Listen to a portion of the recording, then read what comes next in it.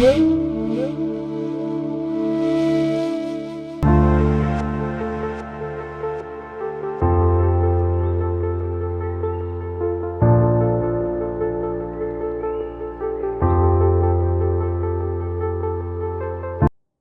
बाहर से सुखी दिखाई देने का प्रयास करते हैं, बाहर से सुखी होने का बड़ा दिखावा करते हैं, ढोंग करते हैं एक तरह से।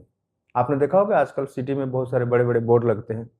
प्रभुपाद जी एक पुस्तक में लिखते हैं कि आधुनिक युग में सुख का विज्ञापन तो बहुत दिखता है, मतलब सुख का एडवर्टाइज बहुत दिखता है, लेकिन प्रत्यक्षतः या साक्षात सुखी लोग नहीं दिखाई देते, डायरेक्टली सुखी नहीं दिखाई देते। लेकिन सुख का एडवर्टाइजमेंट, सुख का बिलबोर्ड बहुत दिखाई देता है। आप कहीं भी देख लीजिए। यहाँ तक कि एक बैंक का एडवर्टाइज लिखा हुआ है कि दिल से ओपन, वो एक्सिस बैंक है। अब जिसका दिल ही ओपन हो जाएगा तो फिर वो हॉस्पिटल में रहेगा ना।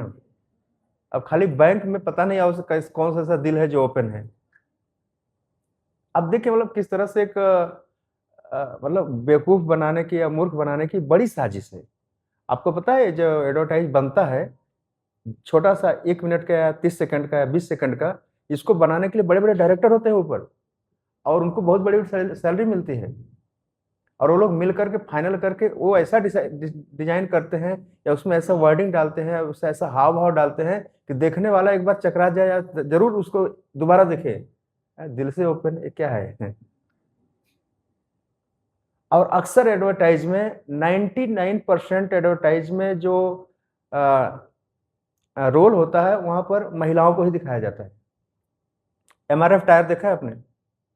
टायर की कंपनी है। अब महिला टायर लेकर खड़ी है, उससे क्या लेना-देना है उससे? ठीक है, टायर होगा, अच्छी चीज़ है, गाड़ी के लिए बढ़िया काम करता होगा, लंबी उम्र होगी, किफ़ायती दाम है। लेकिन एक महिला और वो भी आधे ड्रेस में, वो टायर लेकर खड़ी है। मतलब एमआरएफ टायर लगाया नहीं, तुम्हारी ज़िंदगी बेकार है। ऐसा है, कहने का मतलब है। तो ये बड़ा भ्रम है संसार में। सुखों का भ्रम जाल, हम चर्चा करेंगे इस विषय पर थोड़ा ज़्यादा। अभी पहले एक बात कर लेते हैं, भगवान इस श्लोक के पहली लाइन में कह रहे हैं कि यो अंतः सुखो अंतरा रामः, जो अंतर में रमण करने वाला अंतर्मुखी है, अंतर में जो सुख का अनुभव करता है वह। अर्थात इसके पहले वाले श्लोक में अर्जुन को भगवान ने एक बात बताई थी कि देखिए सुखी होने का बड़ा फार्मूला है। हमारे मंदिर में श्लोक लिखा हुआ है ऊपर लेफ्ट साइड में, राइट साइड में। इसमें एक बात भगवान सीधे-सीधे कह रहे हैं कि देखिए काम क्रोधोद्भव वेगम स युक्तः स सुखी नरः।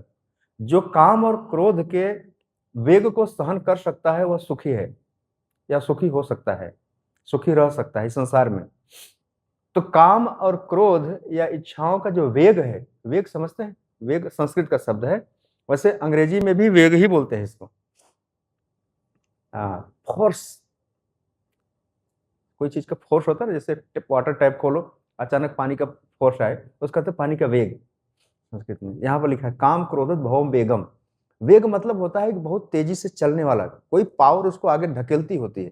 जैसे कई बार जब मनुष्य के मन में काम होता है या क्रोध होता है ना, तो वह बहुत तेजी से ऐसा लगता है कोई अंदर पावर अचानक आ गई, उसको पुश करती है, इसको वेग कहते हैं। तो काम का वेग और क्रोध का वेग, इन दोनों को जो सहन कर सकता है, जो रोक सकता है, जो कंट्रोल कर सकता है, स युक्तः स सुखी नरः, वह इस संसार में सुखी रह सकता है। तो काम और क्रोध को सहन करने, जैसे कहते हैं ना कि क्रोध करना में जितनी ताकत लगती है, उससे डबल पावर उसको रोकने में लगती है। अगर आपने किसी कारण से किसी चीज पर क्रोध किया है, तो जितना पावर लगाया आपने क्रोध करने में, चिल्लाने में, उसको सब कुछ बताने में, उससे डबल पावर लगेगी आपको उसको वापस लेने में। क्यों? जब आदमी क्रोध करता है ना, तो आपने देखा है एक आदमी उसको पकड़ता है, 2 आदमी पकड़ते हैं, अरे रुको रुको रुको रुको, अरे नहीं अभी दुनिया पलट दूंगा। आपने देखा है आदमी वही रहता है, लेकिन क्रोध में रहता है तो उसको कंट्रोल करने के लिए 2 आदमी और चाहिए बगल में। क्यों? क्योंकि पावर चाहिए। उसकी खुद की ताकत नहीं है कि वो अपने क्रोध को वापस ले ले। और जब तक क्रोध वापस नहीं आएगा, बिना किसी का विनाश किए रुकेगा नहीं वो। समझ रहे हैं मेरी बात? तो क्रोध का बाहर प्रकट होना और फिर वापस रिटर्न होना, इन दोनों में बहुत ताकत चाहिए। इसलिए सोच समझ कर क्रोध कीजिएगा, संभाल करके। एंगर, क्रोध को अंग्रेजी में क्या कहते हैं मालूम है? एंगर। एंगर के पहले डी लगा दीजिए, क्या हो जाएगा? डेंजर। एंगर हमेशा डेंजर होता है। इसीलिए एक बार लक्ष्मण जी को क्रोध आया था जब माता सीता का अपहरण हुआ था, रावण उठा ले गया था। तब उन्होंने कहा था कि भगवान राम से कहा था कि अगर आप कहिए मैं अभी पूरी पृथ्वी को पलट देता हूं। पूरी पृथ्वी को पलट देने का मतलब समझते क्या है? प्रलय आ जाएगा। अब भगवान राम कहते नहीं नहीं नहीं नहीं, ऐसा मत करो, अभी प्रलय का टाइम नहीं आया है। कई बार आपके मन में इतना क्रोध आता है ना, जैसे पिलर है ना, आप इतना जोर से इसको मारो, हो सकता है कि पिलर खिसक जाए, लेकिन आपका हाथ भी टूट सकता है। हाँ, समझ रहे हैं ना? तो क्रोध जो है वेग है, और काम भी एक वेग है। वस्तुओं के पाने की तीव्र इच्छा। जब व्यक्ति किसी वस्तु के प्रति इतना आदी हो जाता है, उसको इतनी लत पड़ जाती है कि वह उसको पाने के लिए आधी रात में भी किसी चीज की परवाह नहीं करता। फिर वो कितनी भी बड़ी रुकावट हो, कितना भी बड़ा लॉकडाउन हो, लेकिन वो पाने के लिए कोई न कोई जुगाड़ लगा ही लेगा। इतिहास में आपने सुना है, लोगों ने अपनी प्रेमिकाओं को मिलने के लिए रात में नदियां पार की है, राइट? लाशों को नाव बनाई है और सांप को रस्सी बनाई है, और फिर उसकी प्रेमिका ने उसको ऐसा ब्रह्म ज्ञान दिया कि फिर वो संत हो गया। आप समझ गए ना? तो कई बार प्रेमिकाओं की भी भूमिका बड़ी होती है, शायद वो पत्नी भी हो सकती है, लेकिन वो ब्रह्म ज्ञान बिरले सबको नहीं आता, किसी किसी को आता है। तो काम क्रोधोत भवद वेगम स युक्त स सुखी नर, पिछले श्लोक में आपने सुना होगा इसके बारे में। आज हम आगे बढ़ते हैं। तो सुख का मतलब क्या होता है? जैसे हम लोग संसार, यहाँ एक जगह सुखी न रह आया है, फिर यहाँ भगवान सुख लिख रहे हैं, तो दोनों श्लोक में सुख शब्द आया है। अगर हम यह समझना चाहें कि सुख क्या चीज है, सुख किसे कहते हैं, डिफाइन करना चाहें, सुख किस चिड़िया का नाम है, हम कैसे जानेंगे कि अमुक व्यक्ति सुखी है या मैं सुखी है वह सुखी है? सुख क्या मतलब है सुखी होने का? जनरली लोग सोचते हैं कि सुखी होने का मतलब है कि हमें जो चाहिए वो मिल जानी चाहिए। भूख लगी है तो भोजन मिलना चाहिए, नींद लगे तो आराम मिलना चाहिए, बाकी हमारी जरूरतें पूरी होती रहनी चाहिए। इसको मोटा मोटी कहते हैं कि एक सुखी जीवन है। लेकिन जैसे उसकी जरूरतें पूरी होती हैं, फिर उसकी लालच बढ़ती जाती है, उसका लोभ बढ़ता जाता है। फिर वह लोभ के चक्कर में जो सुख उसको उपलब्ध है, जो सुख उसके जीवन में मौजूद है, उसका भी वह लाभ नहीं उठा पाता। जैसे रोटी सब्जी घर में अच्छा से भगवान को भोग लगा करके प्रसाद के रूप में उपलब्ध है, अब वह रोटी सब्जी खा तो रहा है, लेकिन सोच कुछ और चीज के बारे में, और सोच रहा है कि अरे वो होता तो ठीक होता, ये होते तो ठीक होता, ऐसा भोजन होता तो ठीक रहता। जो नहीं है उसके बारे में ज्यादा सोच रहा है, और जो है उसके बारे में उसका बिल्कुल वैल्यू सिस्टम नहीं है। तो यह व्यक्ति हमेशा दुखी रहता है। तो हम सुख को थोड़ा और अच्छे तरीके से कोशिश करते हैं समझने के लिए। सुख का एक अर्थ होता है निर्भीक होना। निर्भीक मतलब निर्भय होना, निडर होना, जिसके जीवन में कोई डर नहीं हो, फियरलेस होना। यह सुख की बड़ी शर्त है। अगर हम निर्भीक नहीं हैं, जैसे आपने देखा है कि सरकार सुरक्षा की गारंटी देती है, अगर हमें यह पता चल जाए इस हाल में कि हम यहाँ पर सेफ नहीं हैं, तो निश्चित रूप से हमारा सुख चला जाएगा। खाली हमको पता चल जाए कि हमारे मंदिर में 7-8 आतंकवादी घुस गए हैं, और सबके हाथ में हैंड ग्रेनेड और गन है, और सबने सारे दरवाजों को घेर लिया है, सिक्योरिटी बिल्कुल बंद है, पुलिस को भी पता नहीं है, और जैसे निकलेंगे सबको मार देंगे। ऑलरेडी 200 को मार चुके हैं। आपको खाली पता चल जाए, आपको क्या लगता है, कैसे बैठ के सुनेंगे कथा? नहीं सुनेंगे ना। जैसे आपके मन में भय पैदा होगा, आपका सुख चला जाएगा। जैसे आपने चिड़िया को देखा है, चिड़िया दाने चुगती है रास्ते पर, लेकिन हमेशा दाएं बाएं देखती रहती है, वो कभी स्थिर नहीं रहती। जानते हैं ऐसा क्यों करती है? उसको डर है कि कोई हमें मारने आ रहा है। 2 दाने के लिए वो हमेशा अलर्ट रहती है, इधर उधर देखती रहती है। वो तुरंत उड़ भी जाती है। जैसे आप बगल से गुजर रहे हैं, आपका इंटेंशन नहीं है कि उसको मारना, लेकिन आपके आने से उड़ जाएगी। तो चिड़िया एक बहुत भयभीत प्राणी है, भयभीत जीव है। अब इस भय वाली जो बात है, जैसे एक उदाहरण में श्रील प्रभुपाद जी बताते थे कि कोई व्यक्ति हो और उसके सिर पर एक तलवार लटक रही हो, और तलवार बिल्कुल नंगी हो, म्यान के बाहर हो, और तलवार जो है बिल्कुल पतले कच्चे धागे से बंधी हुई हो, और उसको यह पता हो कि एनी टाइम में तलवार हमारे ऊपर गिर सकती है, और नीचे उसको खाने की थाली में भोजन दे दिया जाए, बोले खाओ अब इसको, वो ठीक से नहीं खा पाएगा। वो बार बार देखेगा कि कब गिरेगी तलवार, और तलवार थोड़ी नहीं 2-4-5 किलो वाली, जब गिरे सीधा उसको काट ही दे, ऐसी वाली तलवार। आपको क्या लगता है, वो व्यक्ति भोजन का आनंद ले सकता है? क्योंकि उसके सिर पर तलवार लटक रही है और उसके दिमाग में है अलार्म, यह अलर्ट बार बार हो रहा है कि भैया तलवार ऊपर है, क्या खाने के पीछे पड़े हो, तलवार लटक रही है। उसी प्रकार से किसी व्यक्ति का पीछा अगर कोई पुलिस कर रही हो, या कोई जैसे अपराधी होते हैं ना, अपराधियों को देखा आपने, वो रात कैसे बिताते हैं? हमेशा डर के साए में। आपने बिहार के डाकुओं को देखा है, उनका फिल्मों में देखा कैसे? रियल लाइफ तो नहीं देख पाएंगे, लेकिन फिल्मों में देख सकते हैं। वे हमेशा डर के साए में होते हैं। वीरप्पन का नाम सुना आपने? साउथ इंडिया में चंदन की लकड़ी का तस्कर था, हमेशा डर के साए में रहता था। उनका खाना, उनका रहना हमेशा, कब पुलिस आ जाएगी, कब लोग पकड़ लेंगे, कब हमारे ही कोई बंदा जाकर बाहर बात बता देगा। तो भय जो है, यह जीवात्मा के सुख का अपहरण कर लेता है। आपके पास जो भी सुख है उसका किडनैपिंग हो जाता है। और ये भय भौतिक जीवन का एक प्रमुख लक्षण है। आहार, निद्रा, भय, मैथुन। हमारे जीवन में सबसे बड़ा भय क्या लगा है? एक कॉमन भय बता सकते हो? कॉमन भय मतलब ऐसा भय जो सबके जीवन में लगा हुआ है। एक छोटे बच्चे को भी डर है, आपको भी डर है, हमको भी डर है, या सबको डर है। एक ऐसा भय जो सबके जीवन में बिल्कुल खड़ा हुआ है। किसका भय? मैंने मृत्यु का भय है, लेकिन उतना डरावना नहीं है। हम बिंदास जीते हैं, कोई फर्क नहीं। मृत्यु आएगी तो आएगी। एक बहुत बड़ा भय क्या होता है पता है? जैसे आप मंदिर में दर्शन करने जाते हो, कहीं भीड़ में जाते हो, अक्सर हमें अपनी प्रिय वस्तु खोने का भय बहुत रहता है। अगर आपके साथ में बहुत छोटा बच्चा है ना, आधा ध्यान उधर ही रहेगा आपका। या आपके भीड़ इतनी ज्यादा है, आपका मोबाइल या पर्स खोने का बहुत ज्यादा डर है, क्योंकि आपकी मोबाइल में आपकी जिंदगी है। आपकी जिंदगी गई, आप समझ रहे हैं ना, थोड़ी देर के लिए खो गया तो। हालांकि आजकल टेक्नोलॉजी एडवांस है, उतना ज्यादा मिसयूज नहीं हो पाता। तो अपनी सबसे प्रिय वस्तु को खोने का जो भय है, वो हम सबको जीवन में लगा हुआ है। अब यह बात अलग अलग हो सकती है कि आपकी प्रिय वस्तु कुछ अलग हो सकती है, मेरी प्रिय वस्तु कुछ अलग हो सकती है, इनकी प्रिय वस्तु कुछ अलग हो सकती है, लेकिन सबके जीवन में कोई न कोई प्रिय वस्तु है। जैसे छोटा बच्चा है, आप उससे खिलौना छोड़ लो, देखो रोएगा बहुत, पूरी ताकत से लड़ेगा, पूरी ताकत से लड़ेगा और अपना खिलौना नहीं देगा। क्यों? क्योंकि खिलौना उसको बहुत प्रिय है। आप किसी के भी जीवन में, उदाहरण के लिए कुछ भी ले लो आप, जैसे कहते हैं स्वतंत्रता, स्वतंत्रता का अपहरण करना। अगर आपको सिनेमा देखने की बहुत आदत है और आपको सिनेमा देखने न जाने दिया जाए, फिर आप घर में क्या एकदम तांडव मचा देंगे, खाना भी नहीं खाएंगे। खाना नहीं खाना पता है क्या है? भूख हड़ताल। ये बहुत बड़ी पावर है अपनी बात मनवाने का। बच्चे जब नाराज होते हैं क्या करते पता है? पहला काम क्या करते हो?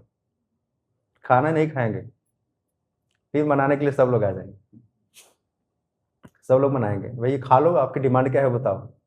आपने देखा नेताओं का कैसे भूख हड़ताल करते हैं, सरकार को झुकाते हैं। तो झुकाने के लिए सबसे बड़ा तरीका क्या है? खाना नहीं खाना। लेकिन यह बार बार आप करोगे तो लोग नहीं मानते इसको। तो जैसे घर में स्त्रियों का सबसे बड़ा असर क्या है पता है? बात ही नहीं करेंगे, सामने वाला झुक ही जाएगा, उसका जीना हराम हो जाएगा। क्या बात है, बात ही नहीं कर रहे। तो ये मनोवैज्ञानिक अस्त्र है उसके लिए। तो मैं बात कर रहा था, यो अंतः सुखो अंतरा राम। भगवान कह रहे हैं कि जो अंतर में रमण करता है, अर्थात अंदर के सुखों में आनंद लेता है। अंदर का सुख क्या है और बाहर का सुख क्या है? बाहर का सुख है भौतिक वस्तु और अंदर का सुख है आध्यात्मिक वस्तु। जैसे 10वें अध्याय के 9वें श्लोक में भगवान जगह कहते हैं, यहाँ पे रेफरेंस के लिए हम इसको कोट कर रहे हैं। भगवान कह रहे हैं कि जो भगवान के भक्त होते हैं वे 10.9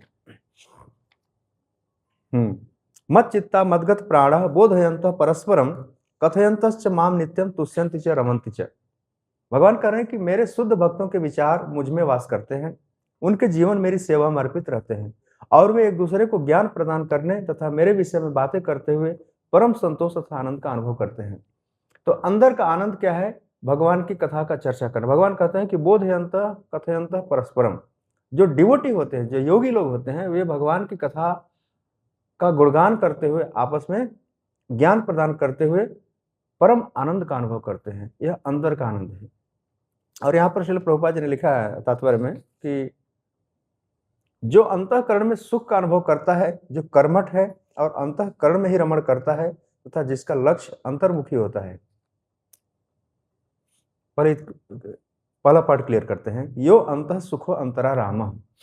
जो अंतर में रमण करने वाला है, जो अंतर में अंदर के आनंद से सुख का अनुभव करता है। तो सुख का अनुभव दो तरीके से होता है। इसके पहले वाले श्लोक भगवान ने कहा है कि हमें इंद्रियों के स्पर्श से भी सुख प्राप्त होता है, लेकिन वह अंतः का सुख नहीं है, वह बाह्य सुख है, और उसमें बुद्धिमान लोग रमण नहीं करते।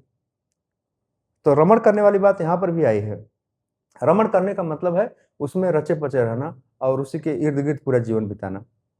फिर आगे भगवान कह रहे हैं कि जो लोग अंतर के सुख में, आत्मा के सुख में या आध्यात्मिक विषयों में भगवान की चर्चा करते हुए अंत में संतुष्टि का अनुभव करते हैं, उनके लिए भगवान क्या व्यवस्था करते हैं? स्पेशल कह रहे हैं कि अंतर ज्योतिर्एव यह। उनके हृदय में भगवान ज्योति जलाते हैं। ज्योति का मतलब समझते क्या है? प्रकाश। ऐसा नहीं कि उनके हृदय में जाकर दिया जला देते हैं, ऐसा नहीं है। अंतर ज्योतिर्एव यह, उनके हृदय में भगवान अंदर से ज्ञान का दीपक जलाते हैं। ज्ञान का दीपक जलाना या ज्योति प्रकाश जलाना, इसका अर्थ यह है कि भगवान ऐसे जीवात्मा को हेल्प करते हैं कि तुम देखो सही क्या है और गलत क्या है। आपने सुना ना, ओम अज्ञानतिमिरान्धस्य।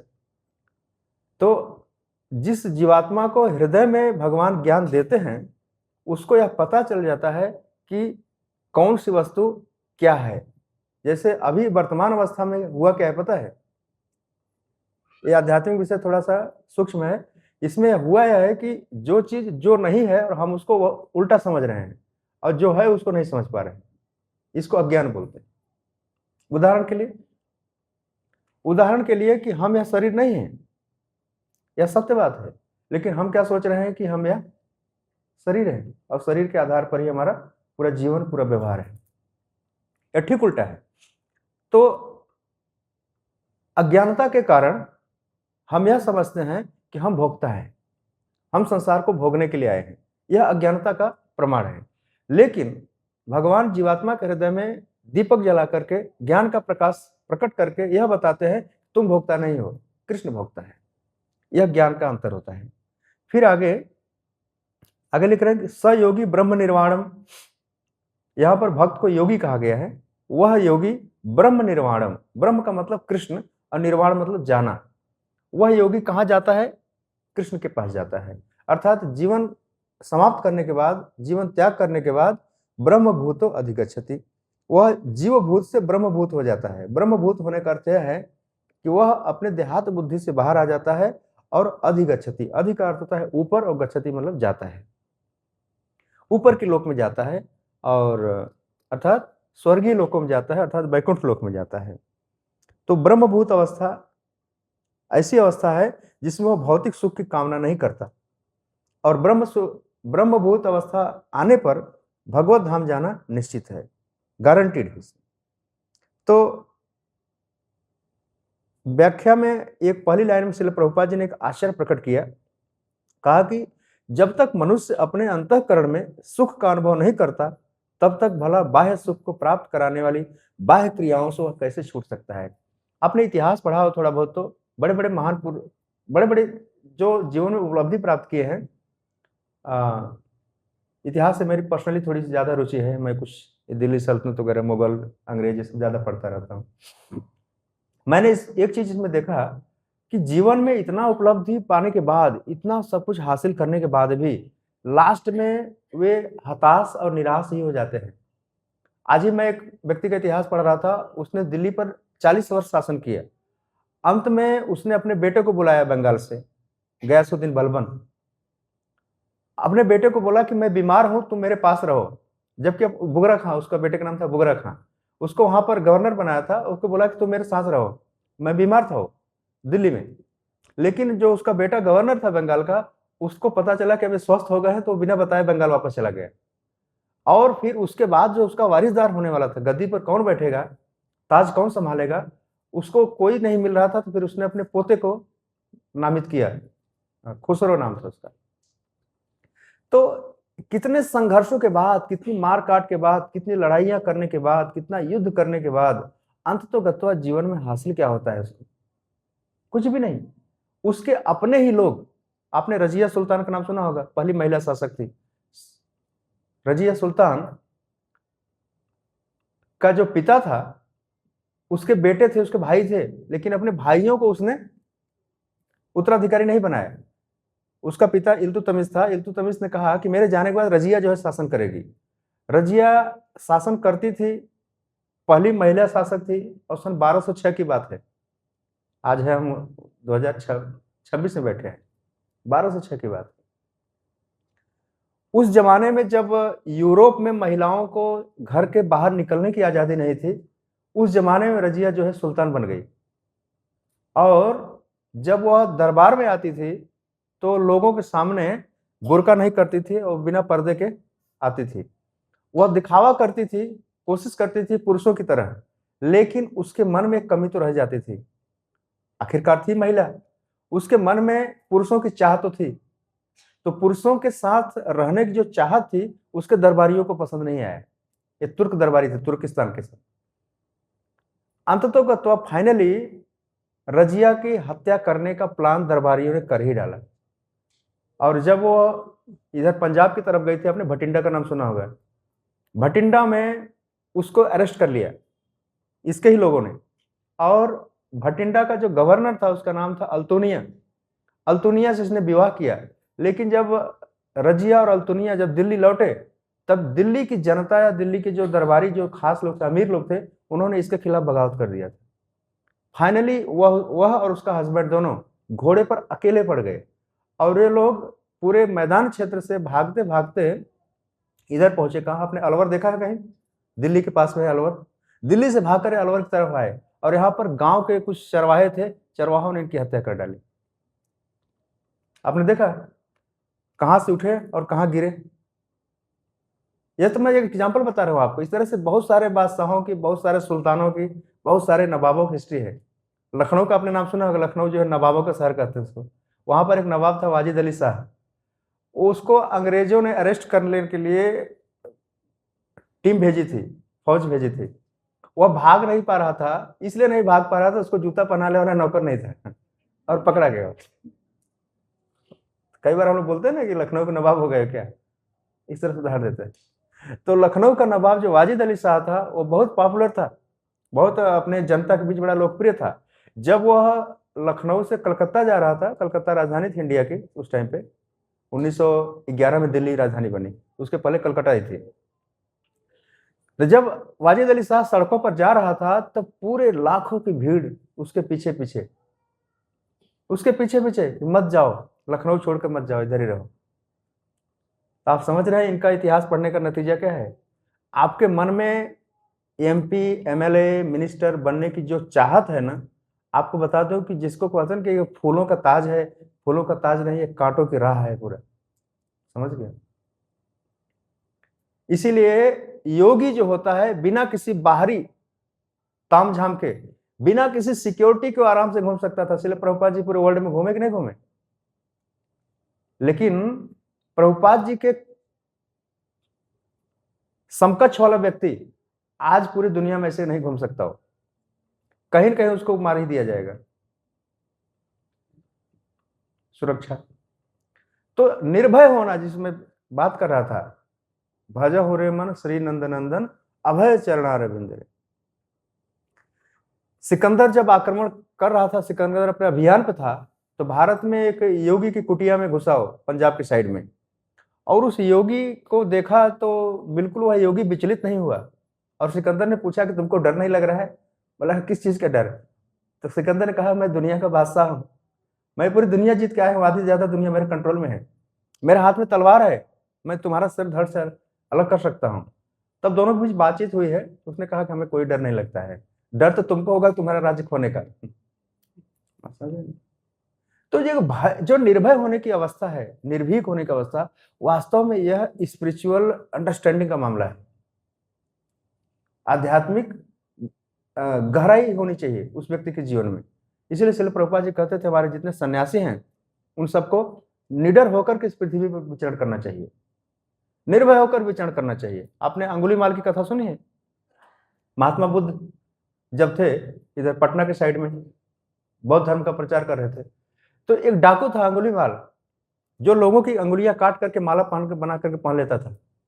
उसका नाम ही था अंगुलीमाल। और उस क्षेत्र में कोई नहीं जाता था डर के मारे।